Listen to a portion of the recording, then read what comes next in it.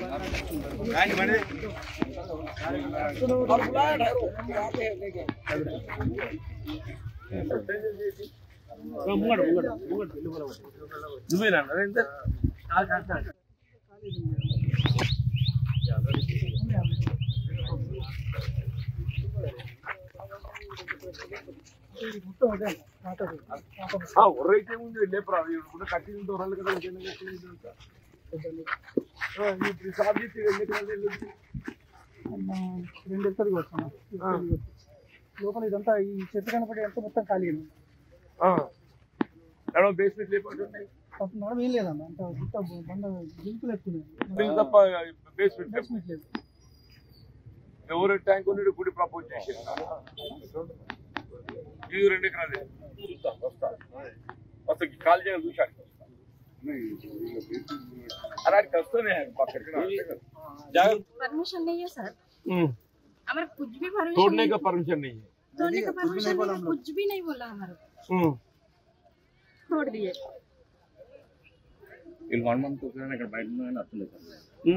ఇక్కడ వచ్చి సాఫ్ చేసినాం సార్, మా కోసం కాక మేము మంది కోసం కూడా అప్పుడు మిమ్మల్ని పర్మిషన్ అడిగి బోర్ కూడా వేసినాం సార్. ఫస్ట్ మేము पानी नहीं था जब हम लोग करे बोर का है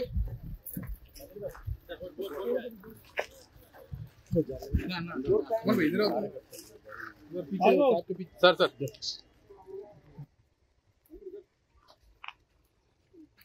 पाइप में बैठा था हमारा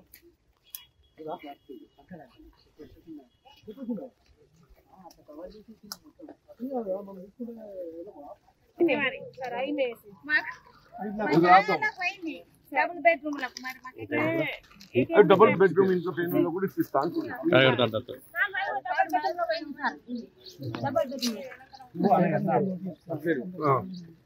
మీరందరూ మేము అనాడు ఏదైతుందో 2009లో మేము ఎప్పుడైతే 4000 ఇండిపెండెంట్ హౌసెస్ ప్రపోజ్ చేయడం జరిగిందో ఆ లేఅవుట్లో మేము పాఠశాలలు కానీ ఆసుపత్రి కానీ ప్రార్థనా మందిరాలు కానీ లేఅవుట్లో పొందుపరచడం జరిగింది అన్నాడు. ఇవాళ ఏదైతుందో మీరు లేఅవుట్ అనేది రూపొందించకుండా మరి ఇష్టానుసారం నిర్మాణం చేసి ఇవాళ ఏదైతుందో మరి నిరుపేద వర్గాలకు చెందినటువంటి ఒక మధ్యలో నిలిచిపోయినటువంటి ఒక ఈ బేస్మెంట్లే కానీ లెంటలే కానీ రూఫ్ లెవెల్ ఇండ్లను తొలగించడం దురదృష్టకరం. మేము తీవ్రంగా ఖండిస్తున్నాం. వాళ్ళకందరికీ కూడా ఏదైతుందో తక్షణమే మీ ఇండ్లు మంజూరు చేయడంతో పాటుగా మీరు కావలసిన మౌలిక సదుపాయాల కల్పనకు మీ ఇప్పుడు చూసే ఎఫ్ బ్లాక్ ఏదైతుందో ఎదురుగా 10 acres ఒకటే బ్లాక్ దొరుకుతుంది.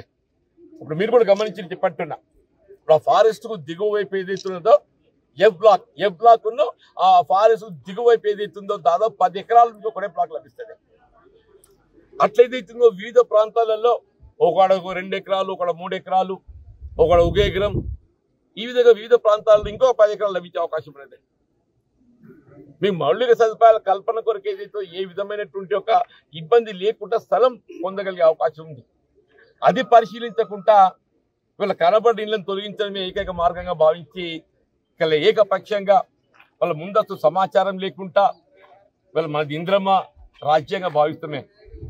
వీళ్ళ గతంలో ఏదైతుందో మరి ఆనాడు బీఆర్ఎస్ ప్రభుత్వం ఈ ఆలోచనతో మరి పాలన కొనసాగించినా కానీ మరి రేవంత్ రెడ్డి గారి యొక్క ఆలోచన రాష్ట్రంలో ఇంద్రమ్మ రాజ్యాన్ని పునఃస్థాపించడమే ఏకైక లక్ష్యంగా నిరుపేద వర్గాలకు సంక్షేమ కార్యక్రమాలు అందింప చేయటమే ఈ ప్రభుత్వ లక్ష్యంగా ప్రజాపాలన కొనసాగిస్తుంది.